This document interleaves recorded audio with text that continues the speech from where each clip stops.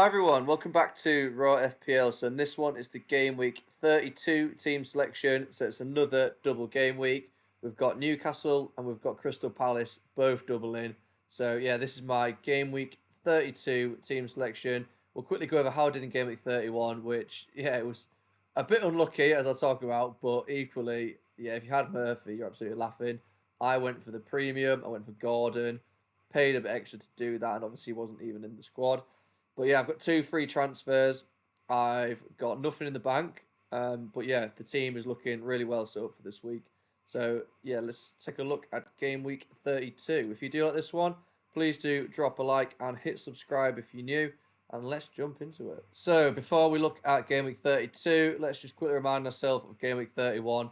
And it was looking fine. It was all going well.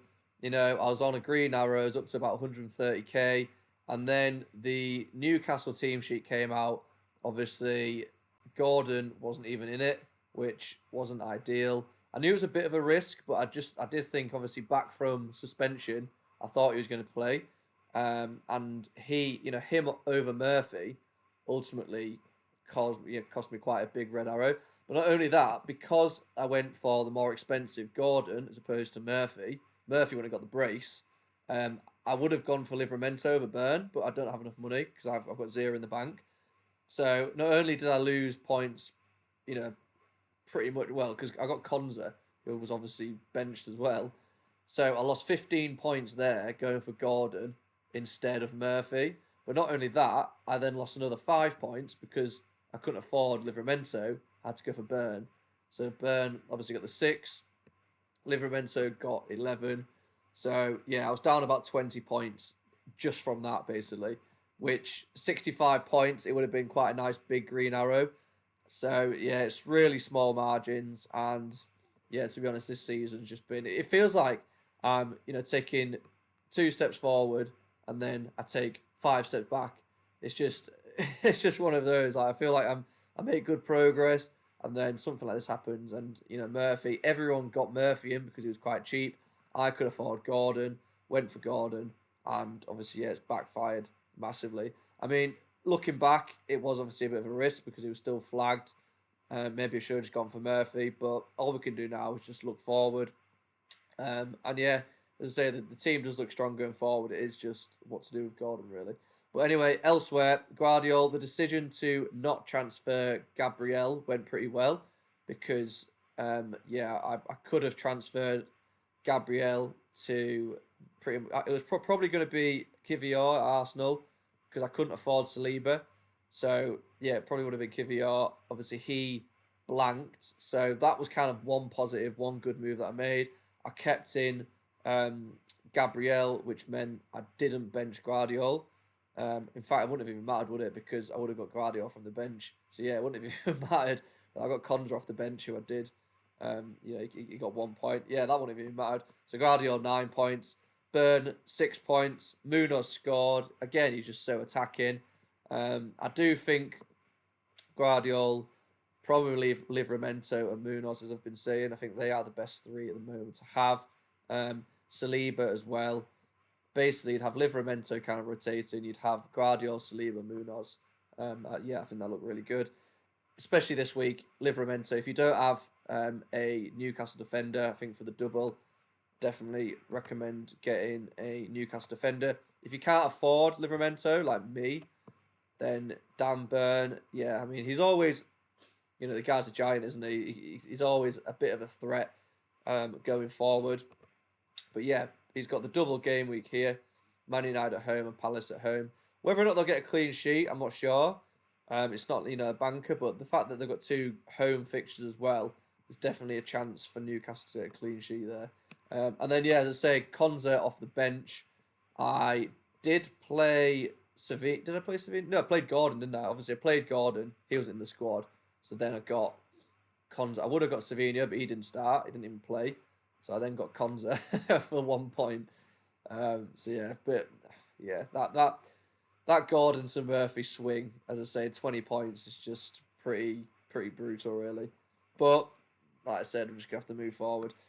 Elsewhere, Salah blanked. So, if you did go to Isaac, quite unlucky really, because obviously Salah blanking again, Isak then blanked. So I mean, anyone out there who captained Murphy, let me know, because that was absolute genius move. Um, Saka, he was benched and then he came on and got the 1 pointer. Again, with Saka, so obviously Real Madrid, they played last night and they have won 3-0 to the first leg. But Saka did go off with a bit of a knock, and they've obviously then got the second leg a few days later. So I just don't think he'll start. I don't think Saka will start, which I'll talk about in the next section a bit more. But yeah, Sarr blanking. If you did go for Eze, then yeah, fair play. I don't think it's worth a transfer going from Sarr to Eze. I think, there's potentially double game weeks in like 36, for example. I just wouldn't. I don't think it's worth a transfer. Sarr is, all it takes is this week for Sarr to get a goal and Eze to blank, and the whole narrative will change again. I think Sarr's really good value. If you can choose, if you're buying new and you can choose between Sarr or Eze and you have the funds, then fair enough, go for Eze. But I think, if you are struggling for funds, then Sarr's absolutely fine. I don't mind him at all. Marmoush, he obviously blanked in that pretty boring Manchester derby. Mateta, he obviously scored, and then Isak, as I said, he blanked. And then the bench, absolute disaster. Gabriel, obviously injured. I'm going to have to sort that at some point. Gordon didn't play, and Savinho didn't play. So, yeah, a few things to have a look at. 45 points. I'm down to 170k now. So, yeah, I mean, like I said, those 20 points, I think would have been top 100k. But, yeah, we'll have to move forward. So, let's take a look at game week 32 now. Okay, so looking ahead to game week 32 now, as I said, there is a double game week for Newcastle and Crystal Palace. So ideally, you want to be triple up on both of them. So my triple up is currently Dan Burn, Gordon, and Isak. And Isak will probably take the captain armband. And then, so that's the triple up for Newcastle. Ideally, I think you probably want...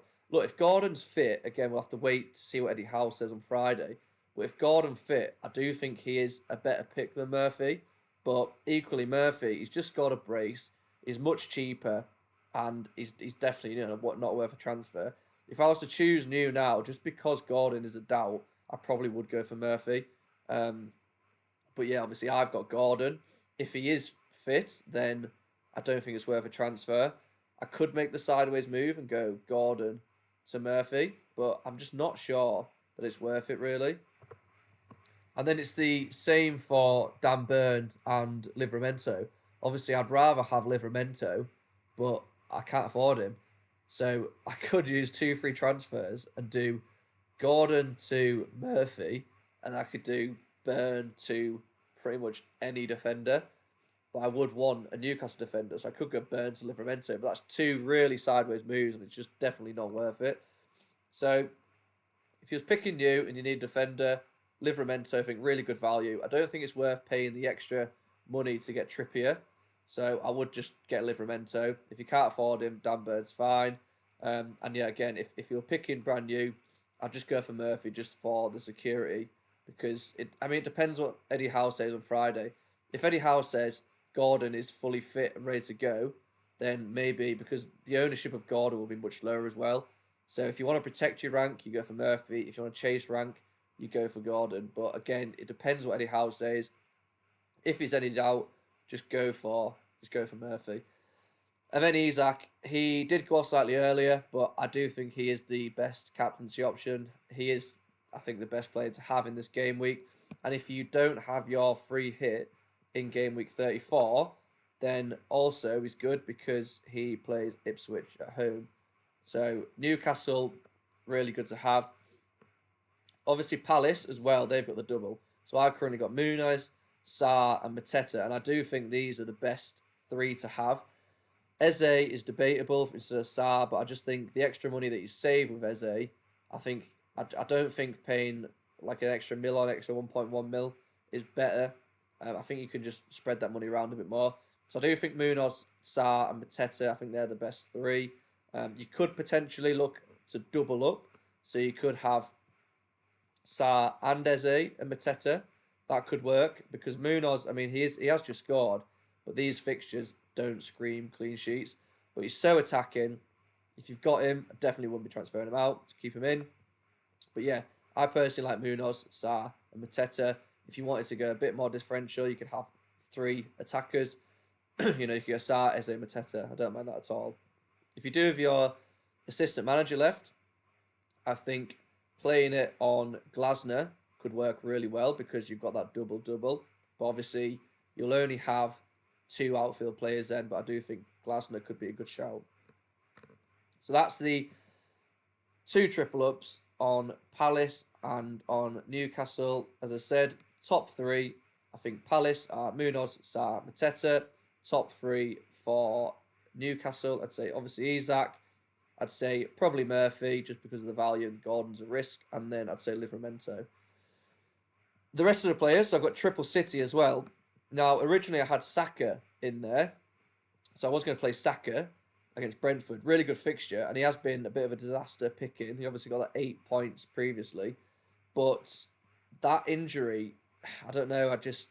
I'm not sure he's going to start with Real Madrid there as well. He might come off.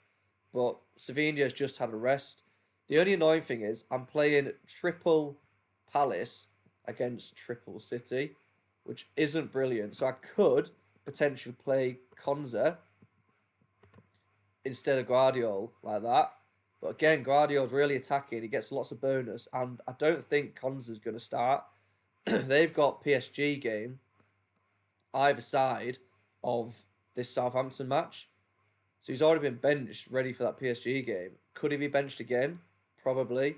So I don't know if I want to risk it. Whereas Guardiola, we know he's going to play. So, and he's at home. So at the moment, I've got it on Guardiola. It's between them two, Konza or Guardiola. The other option, of course, I could just sell Gabriel, and it would probably be to Kivior. And again, this is because Arsenal, they have a double game week in game week 33, and it's a really nice game week. So Brentford at home, then Ipswich and Palace, again, a double game week. If you don't have your free hit, though, you need to be careful there because they do blank in game week 34. I'm going to be playing my free hit in 34, so it's not an issue.